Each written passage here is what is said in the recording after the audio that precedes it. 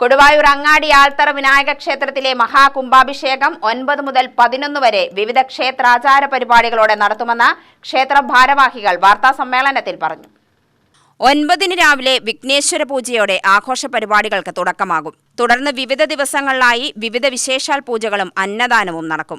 ക്ഷേത്രം തന്ത്രി ചിറ്റൂർ തെക്കേ ഗ്രാമം അമ്പിഗുരുക്കൾ അവരുടെ മുഖ്യ കാർമ്മികത്വത്തിൽ നടക്കുന്ന വിശേഷാൽ പൂജകളും ജലാധിവാസം, ധാന്യാധിവാസം, ശയനാധിവാസം, കാലയാഗ പൂജ, മൂലാലയ മഹാകുംഭാഭിഷേക ദർശനം, മഹാഭിഷേകം, അലങ്കാരം, ദീപാരാധന തുടങ്ങിയ വിശേഷാൽ പൂജകളും നടക്കും. കൂടാതെ നാമസങ്കീർത്തനം, നാരായണീയ പാരായണം, ഭക്തിപ്രഭാഷണം, പഞ്ചാരിമേളം എന്നീ ക്ഷേത്രകലകളും അരങ്ങേറും. ഏറെ പഴക്കം ചെന്ന ആൽത്തറ വിനായക ക്ഷേത്രത്തിൽ വരുമാനമുപയോഗിച്ച് ജീവകാരുണ്യ പ്രവർത്തനങ്ങളും ഇക്കൊല്ലം തന്നെ ക്ഷേത്ര ഭരണസമിതിയുടെ നേതൃത്വത്തിൽ വൃദ്ധസദനം തുറന്നു പ്രവർത്തിക്കുമെന്നും ഭാരവാഹികൾ പറഞ്ഞു.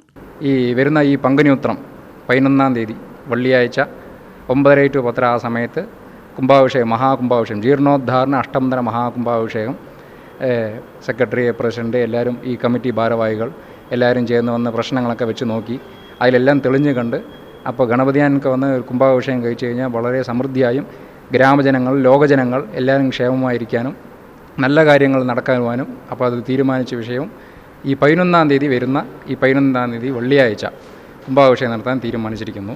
President AK Narayanan, secretary VK Sivan, trustee UC Unnikrishnan, S Krishnaprasad, MK Satheesh, TM Anilkumar, K Guruvayurappan, MV Shyamraj, Shankardas എന്നിവർ വാർത്താസമ്മേളനത്തിൽ പങ്കെടുത്തു. UTV news, Palakkad.